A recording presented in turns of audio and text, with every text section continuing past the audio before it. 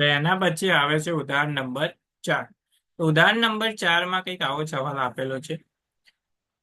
અવિભાજ્ય અવયવોની રીતથી 6, 72 અને 120 નો ગુસા અને લસા શોધો.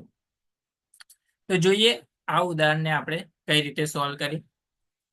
તો સૌથી પહેલા આપણે જે રીતે કરતા હતા એ જ રીતે પેટર્ન ફોલો કરવાની. સૌથી પહેલા જે સંખ્યાઓ આપેલી હોય તેના અવિભાજ્ય અવયવો શોધવાના. તો સૌથી પહેલો અંક આપેલો છે 6. તો 6 ના અવયવો થાય 2 ગુણ્યા 3. એના પછી આપેલો છે 72. તો 72 ના આપણે 2 વડે ભાગીએ તો મળશે 36. ફરીથી 2 વડે ભાગીએ તો મળશે 18. ફરીથી 2 વડે ભાગીએ તો 9.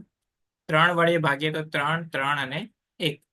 તો આના 72 ના અવિભાજ્ય અવયવો થયા 2 ગુણ્યા 2 ગુણ્યા 2 ગુણ્યા 3 ગુણ્યા 3. એના પછી જે સંખ્યા આપેલી છે એ છે 120. તો 120 ના આપણે અવયવો પાડીએ તો સૌથી પહેલા તો 2 વડે ભાગીએ તો 60. ફરીથી 2 વડે ભાગીએ તો 30. ફરીથી 2 વડે ભાગીએ તો 15. 15 ને 3 વડે ભાગી શકાય. 3 પંચા 15, 5, 5 અને 1. તો આના અવયવો મળ્યા આપણને 2 ગુણ્યા 2 ગુણ્યા 2 ગુણ્યા 3 ગુણ્યા 5. સૌથી પહેલા શું શોધવાનું કીધું છે આપણને? ગુસા. તો 3 સંખ્યાઓનો ગુસા જે રીતે 2 સંખ્યા માટે ગુસા શોધીએ એ જ રીતે 3 સંખ્યા માટે શોધાય. ગુસામાં આપણે શું કરતા હતા? ત્રણેયમાં જે સરખું હોય ખાલી એ જ લેવાનું. તો અહીંયા જુઓ, સૌથી પહેલા તો ત્રણેયમાં 2 સરખો છે. એના પછી ત્રણેયમાં 3 સરખો છે. તો એનો મતલબ એ થયો કે ગુસા શું થયો? 2 ગુણ્યા 3. એટલે કે જવાબ થશે આપણો 6. એટલે કે ગુસા થઈ ગયો આપણો 6. એના પછી શું શોધવાનું કીધું છે આપણને? લસા. તો લસામાં જ્યારે 3 અંકનો લસા શોધવાનો હોય ત્યારે ખાસ ધ્યાન રાખવાનું. જે રીતે 2 અંક માટે લસા શોધાય એ રીતે અહીંયા થાય નહીં.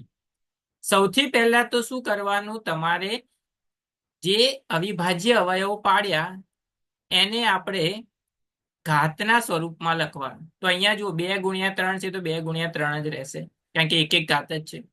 અહીંયા 2 ની 3 ઘાત છે. ગુણ્યા 3 ગુણ્યા 3 એટલે 3 ની 2 ઘાત. એ જ રીતે અહીંયા શું થશે? 2 ની 3 ઘાત ગુણ્યા 3 ની 1 ઘાત ગુણ્યા 5 ની 1 ઘાત. હવે જ્યારે 3 અંકનો તમારે લસા શોધવાનો હોય તો સૌથી પહેલા તો શું કરવાનું? જેટલા અવિભાજ્ય અવયવો હોય એ લખી નાખવાના. સો અવિભાજ્ય અવયવ 2 છે, 3 છે અને 5 છે. હવે તમારે શું જોવાનું કે બધાની સૌથી મોટી ઘાત કઈ છે? તો 2 ની સૌથી મોટી ઘાત કઈ છે? 2 ની 1 ઘાત અહીંયા છે, 2 ની 3 ઘાત અહીંયા છે, 2 ની 3 ઘાત અહીંયા. તો સૌથી મોટી કઈ છે? 2 ની 3 ઘાત.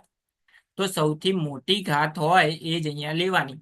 તો 2 ની 3 ઘાત મોટી થઈ તો એ આપણે લઈ લીધી.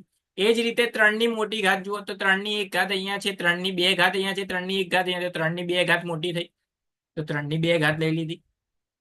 5 તો એક જ વાર છે તો 5 ની 1 જ ઘાત. 2 ની 3 ઘાત એટલે કે થશે 8. 3 નો વર્ગ થશે 9 ગુણ્યા 5. 8 પંચા 4, 8 પંચા 40, 4 નવા 36. તો જવાબ આવશે આપણો 360. તો 3 અંકનો 6, 72 અને 120 એનો લસા શું થશે? 360. તો અહીંયા તમારે ખાસ એ વસ્તુ ધ્યાન રાખવાની કે જ્યારે 3 અંકનો લસા શોધતા હોઈએ ત્યારે તો સૌથી પહેલા શું કરવાનું? જેટલા અવિભાજ્ય અવયવો એ લખી નાખવાના અને એની સૌથી વધારે જે ઘાત આવતી હોય એ જ અહીંયા લેવાની થશે. 2 અંકમાં આપણે શું કરીએ? જે સરખું હોય એ તો લઈએ જ, બાકી બધું ગુણાકારમાં. પણ અહીંયા એવું થાય નહીં. 3 અંક માટે આ રીત અલગ છે એટલે ધ્યાન રાખવાનું.